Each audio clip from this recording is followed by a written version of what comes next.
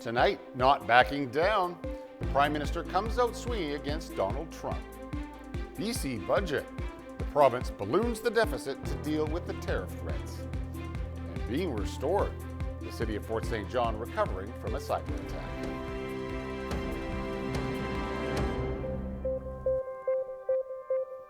Good evening and thank you for joining us. This is going to be tough. Those are the words of Prime Minister Justin Trudeau in a strong speech today reacting to the blistering 25% tariffs from the United States. Speaking not just to Canadians but Americans and directly to Donald Trump, Trudeau saying Canada will not back down from a fight, adding there will be pain and not just for us. Mike Couture has our top story tonight. Prime Minister Justin Trudeau had a message for people on both sides of the border, and he spoke directly to the U.S. president. Even though you're a very smart guy, this is a very dumb thing to do. Pulling no punches, the Prime Minister laid out the economic damage this will do to the continent. And he dismissed Trump's argument that this has anything to do with the flow of fentanyl into the U.S., calling it completely bogus.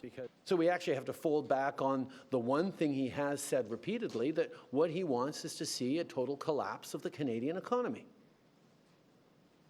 because that'll make it easier to annex us. Vowing not to back down, Trudeau announced counter tariffs on $30 billion worth of American goods. In 3 weeks, another $125 billion worth of U.S. imports could also face levies. Governments across the country are also looking at non-tariff measures. Ontario is one of several provinces removing American alcohol from province-run liquor stores, and the Premier is willing to go even further. If the Trump administration falls through on any more tariffs, we will immediately apply a 25% surcharge on the electricity we export. We will not hesitate to shut off their power as well. Danielle Smith is also upset, but she's ruled out export tariffs on Alberta energy. I've already said that we're not going to retaliate on energy. That is such an essential product for American consumers and American businesses. Opposition leaders also stood firm against the U.S. trade action, but had their own suggestions for how Canada should help respond to help Canadians. Counter tariffs must not be a cash cow for the government. Almost every penny of the tariffs collected should go to tax cuts, with a small sum set aside for targeted relief to workers hardest hit by the trade war. I'm calling on an emergency session of Parliament like we had in the pandemic. What we're witnessing could be worse than the pandemic, and very likely will be worse. The Prime Minister says instead of a relief package, the focus right now is to get American tariffs lifted as quickly as possible. And we're insulted, and we're angry, but we're Canadian, which means we're going to stand up for each other. We're going to fight, and we're going to win. But in order to get that win, Trudeau is calling for continued unity and for people to buy Canadian. Mike Couture, CTV News, Ottawa. And we will have more on the impacts the tariffs will have on the economy a bit later on in the newscast. And the tariffs are looming large over BC's budget, which was tabled today. The goal, to protect BC workers and industry. Finance Minister Brenda Bailey delivering her first provincial budget. Bailey acknowledged the budget was focused, not flashy. In an effort to grow the BC economy, in light of the U.S. tariffs, the NDP government delivering a $10.9 billion record deficit. Bailey says over the next 2 years, BC will see an added $20.1 billion in deficits. The budget estimates Trump's tariffs could shave up to $1.4 billion from government revenues. Total spending this year, $94.9 billion. Of that, $4 billion will go to a contingency fund to deal with U.S. tariffs.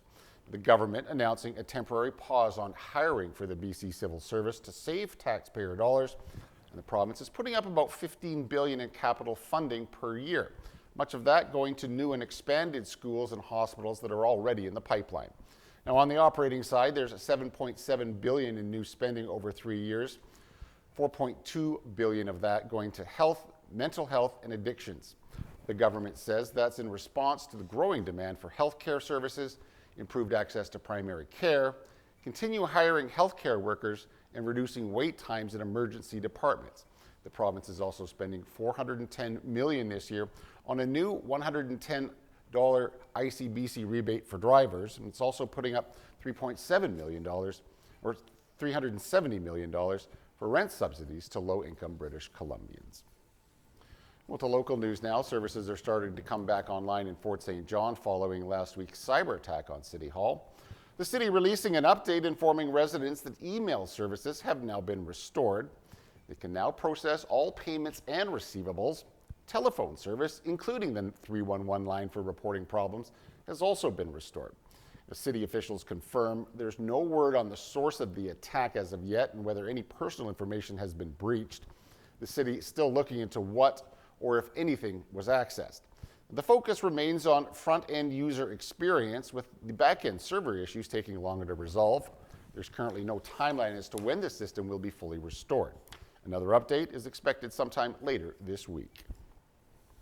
Well, now back to our top story. BC's Premier took time away from today's budget announcement to react to U.S. tariffs. David Eby says the province and country are strong enough to weather the storm in the threat to Canadian sovereignty. Eby says BC will be once again pulling liquor off the store shelves from the Republican states. He says the government will prioritize purchasing Canadian products first, with a focus on products made in British Columbia. Eby says that change to procurement policy would normally be considered a trade violation, but now all bets are off. The Premier is encouraging British Columbians to continue focusing on buying local. He's also asking to avoid travel to the United States if possible. Well, a crucial sector of the BC economy bracing for impact today is the lumber industry. Despite what we've heard from the U.S. president, the truth is American consumers do rely on softwood lumber from Canada. CTV's Andrew Johnson is at a sawmill in Chilliwack where people are taking a wait-and-see approach tonight. Sawmills like this one are already starting to reach out to their U.S. customers to see if orders are going to keep coming in at the start of a trade war that could seriously cut into their business. This sawmill, about an hour east of Vancouver, produces high-end exposed wood for timber framing. Nearly half of the billions of dollars of softwood lumber Canada sends to the U.S. each year comes from British Columbia. The Premier has called Trump's tariffs a massive threat and says American homes will become more expensive to build. The U.S. president claims America doesn't need Canadian lumber because that country has its own forests. But BC producers say the Canadian product is in a league of its own. It's just a way higher quality. Like, we're on the coast, and the species that we saw here are unique to this area. For one thing, you can't really buy it anywhere else, you know. And then in the interior mills, where there's a shorter growing season, the lumber is just superior to what they can manufacture in the U.S. And that is something that, you know, that we've heard from the U.S. customers. They want our wood because it is a superior building product. In addition to today's blanket 25% tariff on Canadian products, the U.S. is also threatening lumber-specific levies that could take effect later this year. It all adds up to a lot of uncertainty at mills like this one. And Donald Trump is already pushing back against Canada. The U.S. president is now threatening our country with reciprocal tariffs. CTV's Judy Trin has more from Washington. Donald Trump's decision to push 25% tariffs on Canadian goods was brought in under the guise of stopping the flow of illegal fentanyl. But its primary aim is to drive manufacturing back to the United States. We're going to try to start bringing cars back. We're going to bring back those great jobs. We're going to bring back production of enormous amounts of things. The U.S. also imposed tariffs on Mexico and China. Both countries are also retaliating. Tariffs are usually passed on from companies to consumers, driving up the price of products from home building to cars to fruits and vegetables. We depend on Mexico for a significant amount of supply. You know, those are categories where we'll try to protect pricing, but the consumer will likely see price increases over the next couple of days. The jobs of 13 million Americans depend on trade with its northern allies. But instead of reconsidering, Trump called Justin Trudeau governor and posted that the U.S. will counter Canada's retaliation with more tariffs. So today, the United States launched a trade war against Canada. At the same time, they're talking about working positively with Russia, appeasing Vladimir Putin, allying murderous dictator. America first or America alone?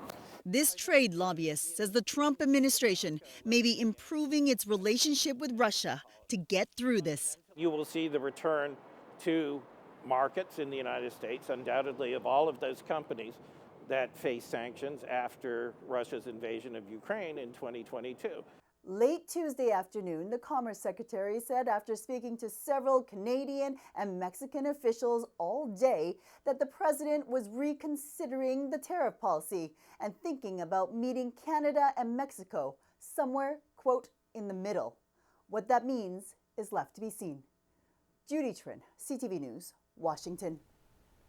The Canadian Vehicle Manufacturers Association is warning tonight auto plants in both countries could shut down within a week because of this trade war.